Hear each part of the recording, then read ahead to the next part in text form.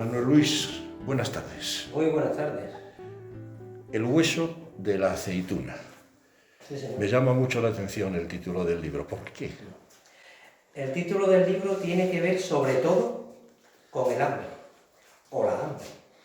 Y lo podrán comprobar los lectores porque a lo largo de la trama se descubre el porqué del libro. Sin duda, todo el proceso de recolección de la aceituna antes de la mecanización del campo, lo que es el campo fundamentalmente andaluz, pero sin duda también español, y cómo se hacía la recogida de la aceituna es lo que inspira y lo que ha motivado esta novela, cuyo título tiene que ver sin duda con el hambre que se pasaba en los años de la posguerra, y me van a disculpar ustedes que lo dejen en la intriga de que sea el propio lector que descubra el porqué exactamente del título.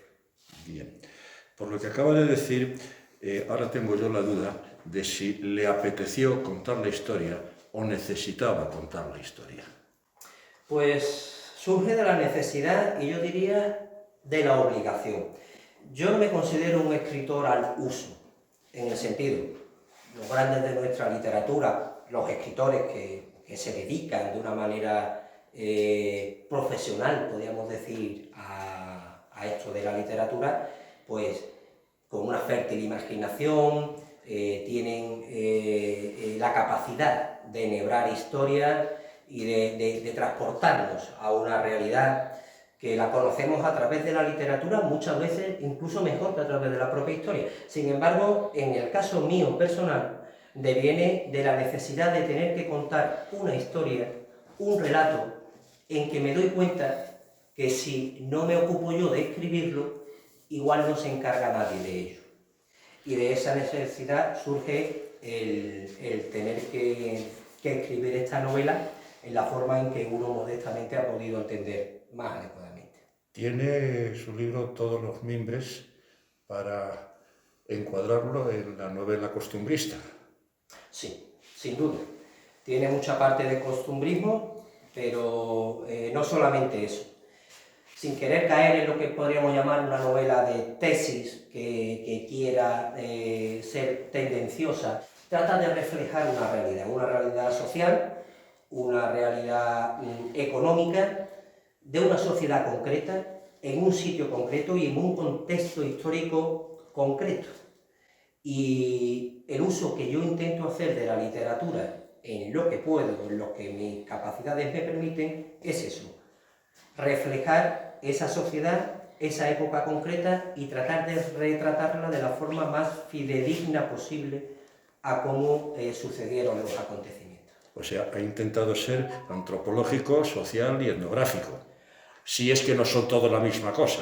Por supuesto, hay una parte muy importante de lo que podríamos llamar la antropología social del mundo rural, muy concretamente del campesinado andaluz, del campesinado sin tierra, en los grandes latifundios de mi tierra, y cómo era ese tipo de economía, una economía basada sobre todo en el régimen de ayuda familiar, donde las niñas, por ejemplo, lejos de ser una carga, eran al contrario una mano de obra importantísima, y eran familias enteras que se desplazaban a los distintos cultivos de los latifundios en la temporada de la recolecta de cada uno de ellos, y donde trabajaban absolutamente todos, sin tener en cuenta la edad de ninguno de ellos, dando exactamente igual, por supuesto, si eran niñas o niños, y esa realidad de la sociología rural del campo andaluz sin duda está en la base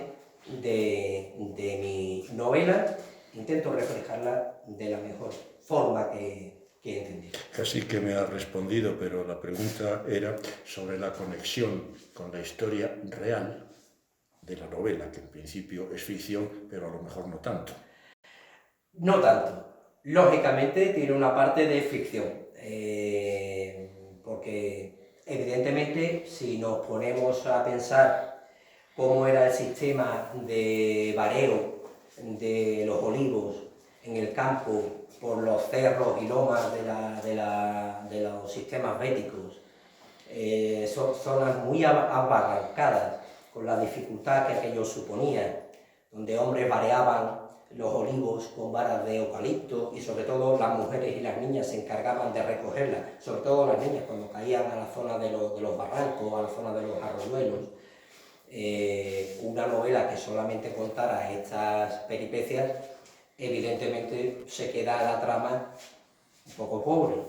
La cosa es aderezarla con muchísimas de las leyendas, de los cuentos tradicionales, de estas cosas. En la zona de Córdoba se les llama chascarrillos, que se cuentan mucho por los pueblos y que está también en la raíz de la psicología de estas personas, es decir, son los miedos ancestrales de un pueblo secular que se van transmitiendo esos miedos, y tiene muchísimo también a lo largo de la trama, que es lo que además le va a dar un poquito de, digamos, intriga, un poquito de suspense, y tampoco está exenta la historia, he de decir, de algunos amoríos y de algunas, en fin, relaciones personales, algunas bien intencionadas y otras no tanto, pues como es la condición humana en general.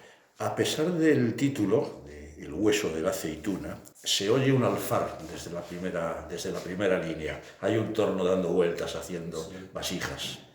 Sí, eso lógicamente entronca con lo que a mí me hubiese gustado ser, o por lo menos probar, porque es la tradición de mi familia. Mi abuelo era alfarero, tenía un tejar, él se encargaba, lo tenía en arriendo, es decir, él no era el propietario era el mismo propietario del latifundio, el mismo propietario del cortijo, el dueño de los olivos, pero claro, también le rentaba el tejar. Tenía en arriendo a un alfarero, un hombre experto, se encargaba tanto de contratar al personal como de elaborar las tejas para los techados de las casas, y luego él también por su cuenta pues hacía todas las piezas de barro, botijos, alcancías, en fin, todo tipo de cacharros, que luego además vendían mi madre, mi abuela, mis tías, vendían en la plaza del pueblo los domingos. Colgaban el puesto antes de la hora de misa los domingos por la mañana. Por cierto, para gran disgusto del párroco, que no le solía gustar. Entonces, lógicamente, en esa parte hay un indudable componente de vivencias personales de mi familia, de donde viene uno, pero en perdiéndose la tradición, no he tenido yo ocasión de probarme, salvo cuando mi tío, en paz descanse, me ponía en el torno de alfarero, me enseñaba lo que era una pella de barro y cómo se podía moldear una vasija, un cuenco, un mismo cenicero o cualquier otro cacharro, que luego, por cierto, como dicen en Córdoba, había que enjornar, es decir, meter en el horno, cocer en un proceso de cocción que tardaba 3 días, y luego, cuando ya salía el humo correcto y se sabía que ya estaba la producción bien cocida, desenjornar, en ese vocabulario ancestral, en ese vocabulario de pueblo y de los maestros que eran entonces, y que también he tratado de reflejar en la novela. Ya hemos abierto 2 líneas, ¿no? Que es el vareo de la aceituna y el trabajo con el barro. ¿Hay un asunto principal en la novela en el que haya querido incidir más que en otro? Sí, fundamentalmente en el trabajo infantil de la época y en el régimen económico que había entonces.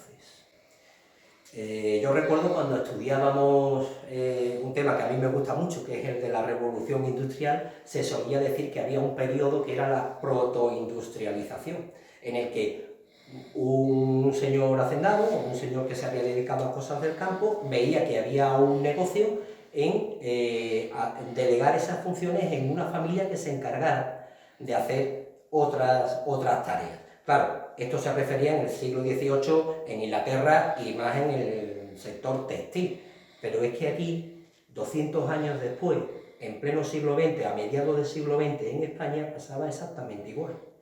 Entonces eran familias que en régimen de ayuda familiar pues trabajaban tanto en una faceta industrial como sería la producción de piezas de barro en un tejar, como cuando era la producción de la recogida de la aceituna, pasaban 2 meses o 3 de invierno alojados en un cortijo iba toda la familia. Claro, trabajaban a destajo, iba por arrobas o fanegas, mientras más hijas tuvieras, más aceitunas recogías y más ganabas. Con lo cual ese periodo protoindustrial, que todavía no es la industrialización plena, que en España va a llegar a partir de los años 60 sobre todo, y a partir de la gran emigración rural, pero en los años de la posguerra, en los años 40 y 50, está plenamente vigente.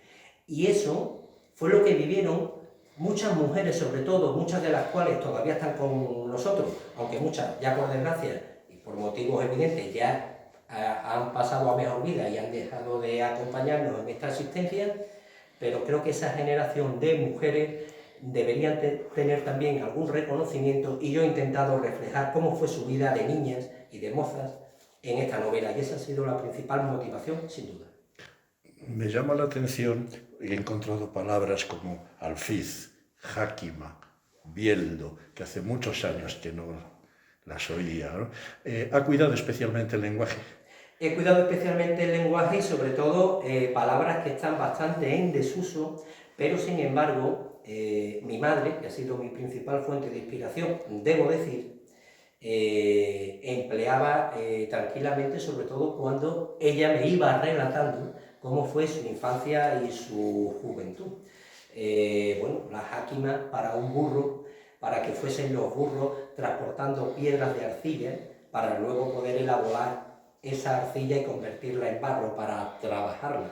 O un bielgo de madera, de los que se han usado hasta los años 60 en España, para aventar y separar la paja del trigo, como suele decirse, y que se empleaba también para meter la carga, para quemar, para poder encender el horno, para esa cocción.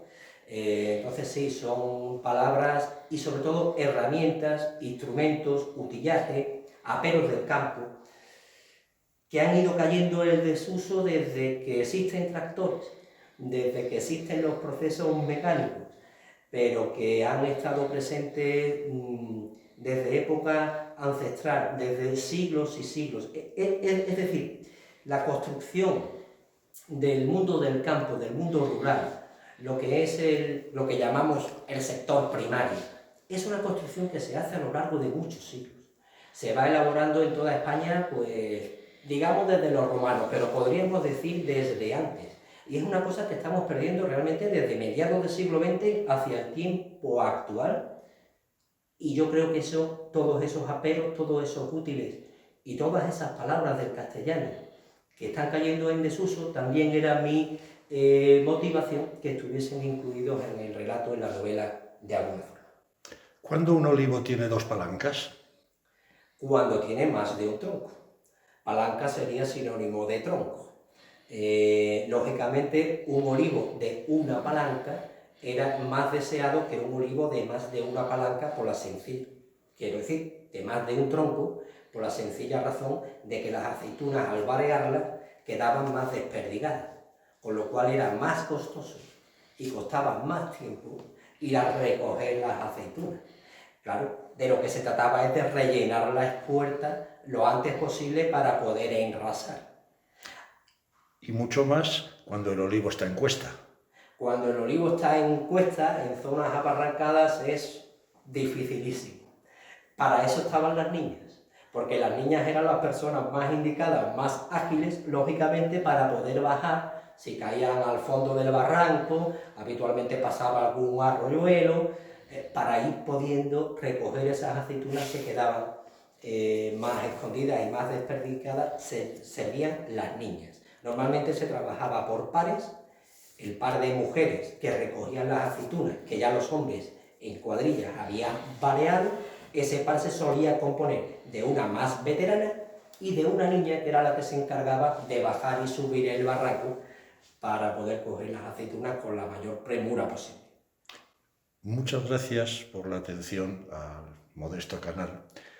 Muchas gracias además por escribir el libro. Yo sí creo que hacía falta. Bueno, muchísimas gracias por vuestra consideración.